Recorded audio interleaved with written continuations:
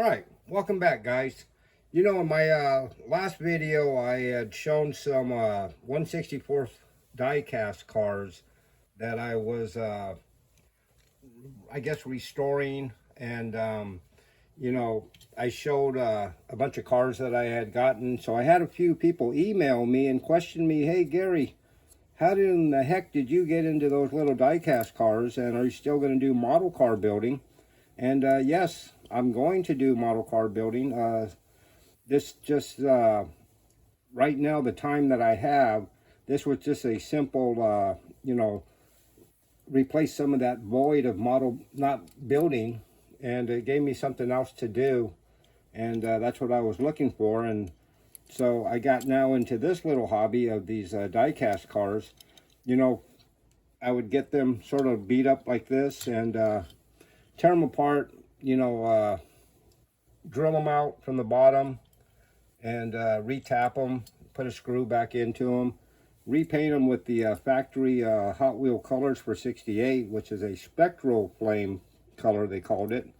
It's sort of a candy apple over a polished base is what these are. These, I polish them out and paint right over them, and then clear coat them, and they sell the original black paint for the bed covers or vinyl tops or whatever you need it for. But yeah, that's just something that I thought I'd get into and do this. And I thought I'd show you guys a little bit more of what I got. You know, for a long time when I thought of Hot Wheels or die-cast cars, I thought of these type of cars that you find at Walmart or drugstores. You know, anywhere that they have an aisle that they might shove a bunch of $1.98 cars on. And once in a while I would thumb through them, but nothing ever really caught my eye. So I never really thought about doing these cars. But then I ran into a company called Greenlight, and they did this 64 Gypsy Rose. I almost said GMC. 64 Impala Gypsy Rose. And this was a car a buddy of mine, Walt Prey, painted way back in the early 70s. And when I saw this car, I thought, man, I got to have that car. So I picked it up. But then, you know, seeing Greenlight cars opened me up to a whole new world of these little die-cast cars. The next one I found was a company called Auto World. And, you know, anyone that makes a 66 or 65 Impala anything, I'm going to buy it. And I saw this, and I thought, man, that is too cool not to buy. So Auto World became one of my favorites now. This is a pickup truck that they did, C10.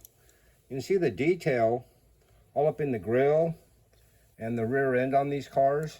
These are known as premiums, as opposed to the $2 Hot Wheel or Matchbox or whatever that you could find.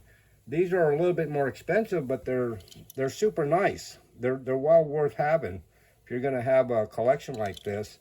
They did this 64 Pontiac, and yeah, I saw this and I just had to have it.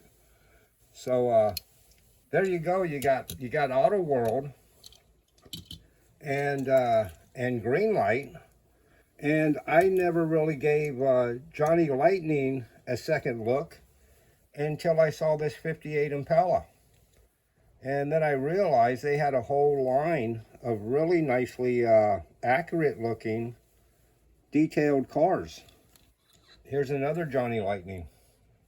This is the Futura. I mean, that thing is just boss. I had to have that.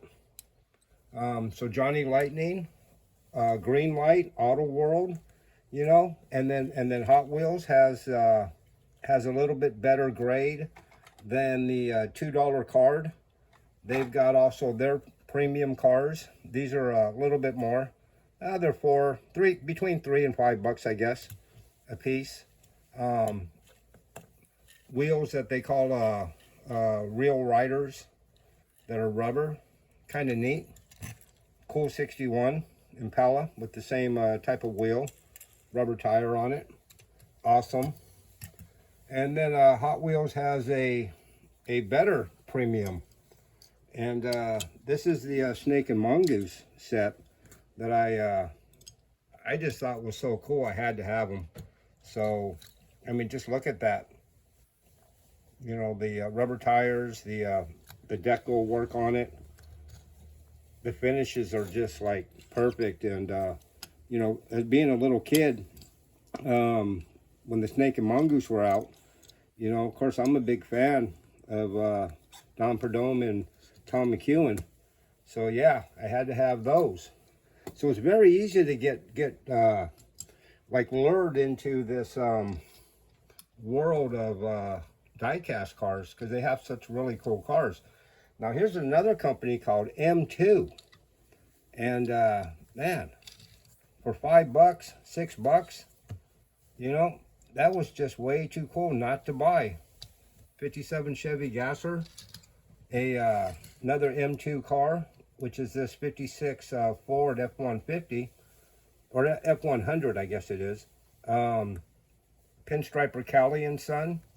It's a, I guess, a series of cars that they did with his name on it. Now, Cali was a pinstriper when I was a kid.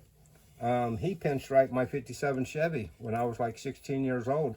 So when I saw that Cali logo, I had to have that. And then the kind of the cool thing about M2 also is, you see the screws down here on the bottom. You can unscrew this car and change the wheels and tires on it if you like. And that's what I did with this car. This little 67 Nova came with, I think there were red lines with stock SS hubcaps. But it needed a little bit of a rake. It needed a big fat tire, which I had to cut the frame under there a little bit to get the tires to fit under there and roll. Black with a black vinyl top. That's just an awesome car. And you know, the fact that you can change the tires, well, you can also do a lot of other things with these things. This little van is an M2. I unscrewed the bottom of it. I stripped the paint off of it because it was blue, and repainted it to my liking, which is Hot Wheels antifreeze with some candy green fadeaways on the side. I don't know if you can see that. And then I found a decal in my decal box. That's from the Stones, Woods, and Cook Willys car. And then I clear coated it all, put it back together again, painted the interior white, did a little bit of chrome trim in there, put a rat pink little silhouette on the front of this thing, and now I can call it mine. You know, one of one in the whole wide world. So yeah, that's how I got caught up in these die-cast cars. I'm still going to buy more of these things and take them apart and paint them, and I'll share them with you guys as I do it. And I'll try to mix in little model car stuff here and there until I get tired of this, and then we'll go right back full speed into the model car stuff, because I've got a lot of projects that I would like to see done. But yeah, for those guys that had the question, how in the heck did you get into 64th die-cast cars? That's what happened. You can blame it all on a channel called Diecast Resurrection. That guy, he's not making videos anymore. I wish he was, because I really enjoyed watching his videos, but he was diecast restoring cars, and he got me hooked.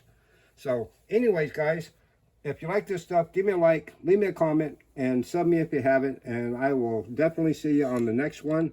Next one, we'll do a spotlight for the subscribers, and I will see you then. All right, thanks.